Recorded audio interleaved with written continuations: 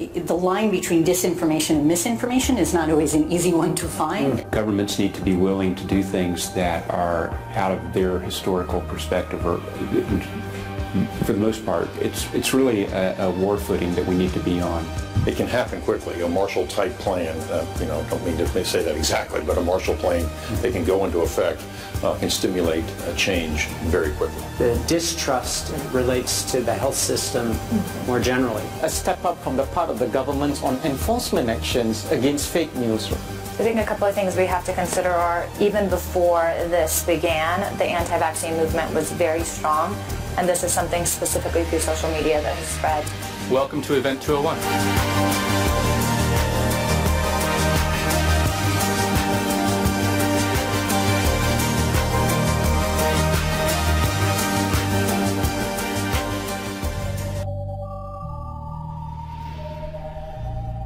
You know, if I say something, I mean it. These things happen. Yeah. If I ever said I'm never scared, just know I mean it.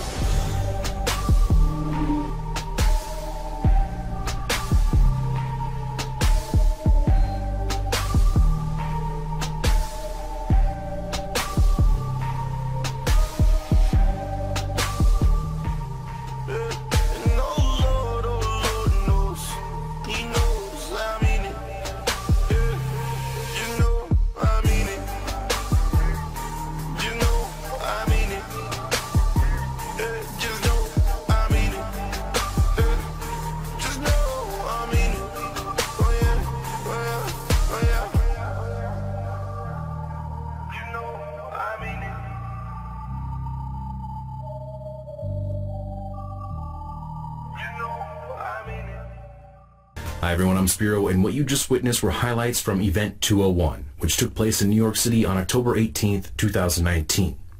Event 201 is a high-level pandemic exercise hosted by the Johns Hopkins Center for Health Security in partnership with the World Economic Forum and the Bill and Melinda Gates Foundation. Now, in this report, I will play several clips from Event 201, but I will provide the links below so you can see the pandemic exercise in its entirety, which is nearly 5 hours if you wish to do so. I personally watched every second of it. Now, I believe that this report is directly connected to my recent report on global institutions and governments which are currently pimping the United Nations Climate Agenda program, which seeks to consolidate political and economic power into the hands of the ruling elite. That report is titled The UN and Central Banks, a Rockefeller and Rothschild Coup.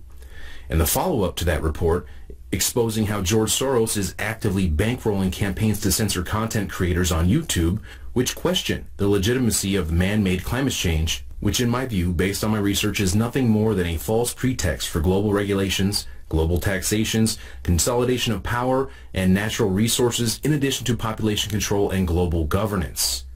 Now back to Event 201. I find this extremely fascinating because this pandemic simulation exercise of the coronavirus took place about 6 weeks before the first illness from the coronavirus was actually reported in Wuhan, China.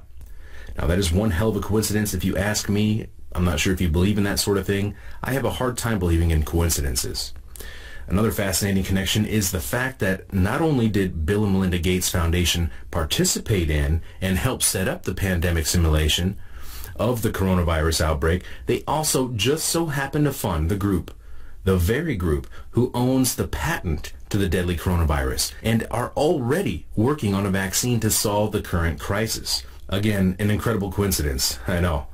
Now, the members of the Emergency Epidemic Board in this simulation consist of representatives from major banks, the Bill and Melinda Gates Foundation, Johnson & Johnson, logistical powerhouses, the media, as well as officials from China and Americans' Center for Disease Control, just to name a few.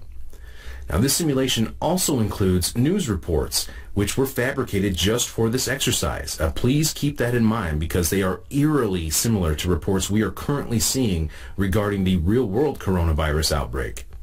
Now, in the spirit of transparency, I have edited some of the clips only due to time restraints, to shorten them. After all, this exercise lasted between 4 and 5 hours, so I condensed as much of the material as I could.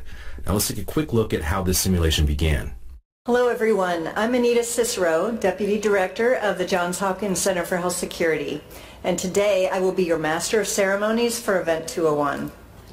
On behalf of our center and our partners, the World Economic Forum and the Bill and Melinda Gates Foundation, the goal of the Event 201 exercise is to illustrate the potential consequences of a pandemic and the kinds of societal and economic challenges it would pose. Today's scenario is going to simulate meetings of a multi-stakeholder group called the Pandemic Emergency Board.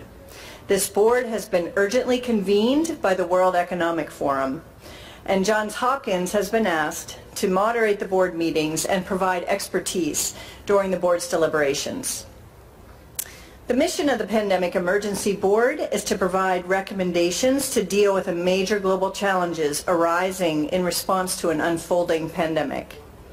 The board's recommendations are aimed at top decision makers in national governments, global business, and international organizations. The scenario you will be presented with this morning could easily become a shared reality one day. I fully expect that we will be confronted by a fast-moving, highly lethal pandemic of a respiratory pathogen. It began in healthy-looking pigs, months, perhaps years ago. A new coronavirus spread silently within herds. Gradually, farmers started getting sick. Infected people got a respiratory illness with symptoms ranging from mild flu-like signs to severe pneumonia. The sickest required intensive care. Many died.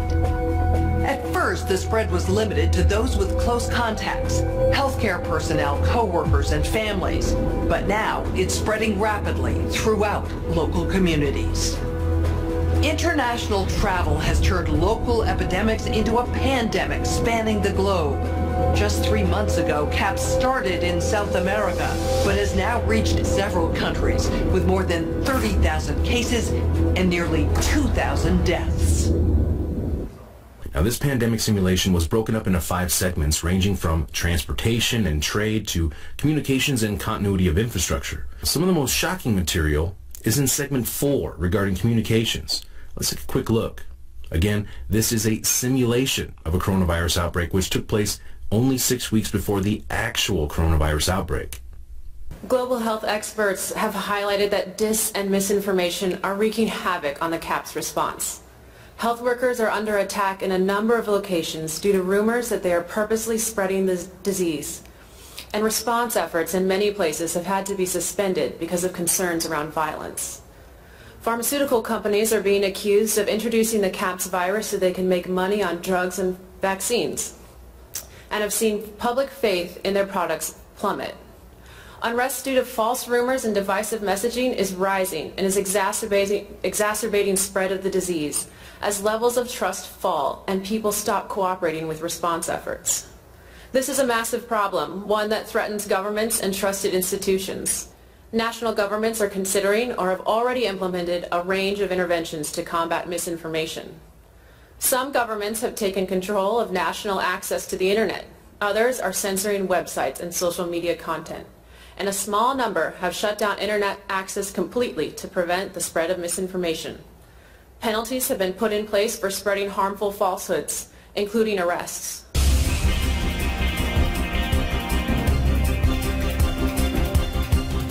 Alarming news emerging from social media companies today about the CAPS pandemic.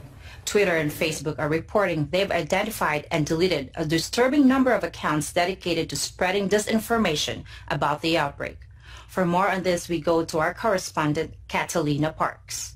Chen, these accounts were created by several state-sponsored groups intending to sow political discord, and some individuals are seemingly seeking to gain financial advantages. Violence against healthcare workers and minority populations has been increasing. A recent riot highlights the real danger in these posts. Countries are reacting in different ways as to how best to manage the overwhelming amounts of dis and misinformation circulating over the internet. In some cases, limited internet shutdowns are being implemented to quell panic.